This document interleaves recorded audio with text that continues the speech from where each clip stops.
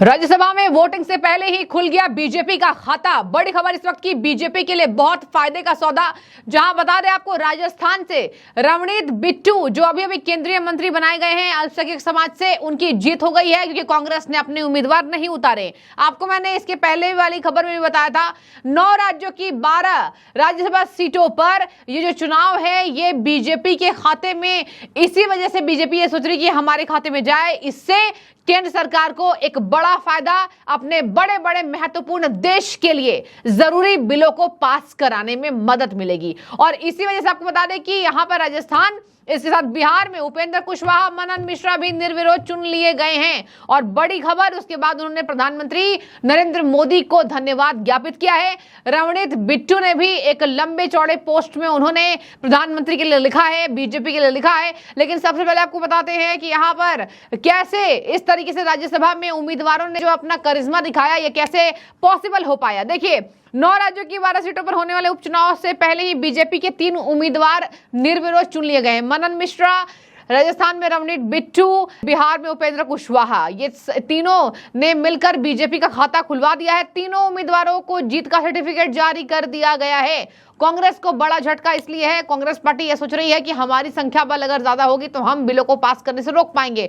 लेकिन दर्शकों, राज्यसभा में अगर बहुमत का आंकड़ा बीजेपी पार कर लेती है, उसके सहयोगी दल पार कर लेते हैं, आसान हो जाएगा देश के बड़े कानूनों को पास कराना, जैसे वक्फ बोर्ड संशोधन, तमाम बातें बीजेपी ने कह भी दिया था। और प्रधानमंत्री ने एक बुलंद भरे आवाज में ये कहा था कि ऐसा मत सोचिएगा आप सब कि मैं जो हूं अब पीछे हट जाऊंगा। थोड़ी सीटें कमजोर आई लेकिन फैसले उतने ही कड़े लिए जाएंगे। आने वाले सरकार के 100 दिन बहुत ज्यादा महत्वपूर्ण होने वाले हैं। आपको बता दें, बिहार में जीतने के बाद दोनों उम्मीदवारों ने मुख्यमंत्री नीतीश कुमार से मुलाकात की है। देखिए फोटो मुख्यमंत्री से मिलते नजर आए, उसमें सम्राट चौधरी नजर आ रहे हैं। उपेंद्र कुशवाहा बेहद खुश नजर आ रहे हैं। इसके साथ सुन लीजिए, असम, बिहार और महाराष्ट्र की 2 सीट, हरियाणा, मध्य प्रदेश, राजस्थान, त्रिपुरा, तेलंगाना और उड़ीसा की 1-1 सीट में ये उपचुनाव होने वाला है। इसके साथ राजस्थान का ये उपचुनाव असम में कामाख्या प्रसाद टाशा, सर्बानंद सोनोवाल, बिहार में मीसा भारती, विवेक ठाकुर, हरियाणा के दीपेंद्र हुड्डा, मध्य प्रदेश के ज्योतिरादित्य सिंधिया, महाराष्ट्र से छत्रपति उदयन राजे भोसले, तमाम लोग यहां पर सदस्य चुने जाने, और तेलंगाना के केशव राज यहां पर इस्तीफे से खाली हो गई थी। अब राज्यसभा पर आते हैं। राज्यसभा में आपको बता दें कि यहां पर रवनीत बिट्टू ने क्या पोस्ट किया है, एक बार मैं आपको पढ़कर सुनाती हूं कि रवनीत बिट्टू ने प्रधानमंत्री के लिए और राज्यसभा से निर्विरोध चुने जाने के बाद क्या कहा है। With immense gratitude and a deep sense of responsibility, I thank Honorable Prime Minister Shri Narendra Modi ji, Honorable Union Home Minister Shri Amit Shah ji, Honorable Party President Shri JP Nadda and Honorable CM of Rajasthan Shri Bhajan Lal Sharma ji for entrusting me with the honor of representing Rajasthan in the Rajya Sabha. This opportunity is a testament to the faith and confidence the party top leaders has placed in me and for that I am truly humbled. मैं सबके लिए शुक्रगुजार हूं। जितना ज्यादा मुझ पर भरोसा पार्टी ने दिखाया है, मैं उसके लिए ग्रेटफुल हूं। रवनीत बिट्टू ने साफ तौर पर यूनियन मिनिस्टर अमित शाह, इसके साथ जेपी नड्डा, पीएम मोदी, सबका धन्यवाद ज्ञापन किया है। इसके साथ सुन लीजिए, उन्होंने साफ तौर पर कहा राजस्थान की आवाज को बुलंद करेंगे। इधर उपेंद्र कुशवाहा के पास मैं आना चाहूंगी। उपेंद्र कुशवाहा जी ने भी यहाँ जीत दर्ज कर ली है और बता दें आपको, उन्होंने भी एक पोस्ट पर साफ तौर पर लिखा है, राज्यसभा उपचुनाव में निर्विरोध निर्वाचित होने के उपरांत माननीय मुख्यमंत्री श्री नीतीश कुमार जी से शिष्टाचार मुलाकात करते हुए। अब देखिए 2 फोटोज उन्होंने उसमें डाले हैं, एक में वो नजर आ रहे हैं, दूसरे में बीजेपी के तमाम बड़े लीडर्स भी शामिल हैं। आपको बता दें दर्शकों, उपेंद्र कुशवाहा ने इसके बाद, अब देखिए समर्थकों की कितनी जबरदस्त उत्साह वहां पर नजर आई है। और उपेंद्र कुशवाहा इसके बाद क्या कहते नजर आए, आप सुन लीजिए। भारत के प्रधानमंत्री, माननीय मुख्यमंत्री अमित शाह जी, जेपी नड्डा साहब सहित एनडीए घटक दल के तमाम नेताओं के प्रति हृदय से धन्यवाद ज्ञापित करता हूं। एक अवसर है मेरे लिए फिर से बिहार के सवालों को सदन में जाकर उठाने का।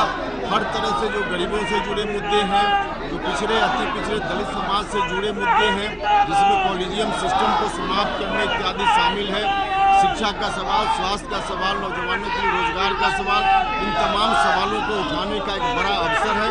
इस सदन के अंदर इन सवालों को पहले भी हमने उठाया है और इस बार भी हम उठाएंगे। जो जिम्मेदारी बहुत बड़ी है, जो जिम्मेदारी पार्टी ने हमें दी है उसको बखूबी निभाऊंगा। सभा में बिहार से जुड़े मामले को उठाएंगे आप? अवश्य अवश्य अवश्य, उसी के लिए हमको जिम्मेवारी दी गई।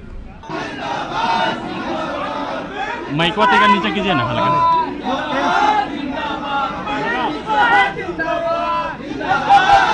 कैमरा नीचे का, कैमरा हटाओ यार, फोटोग्राफर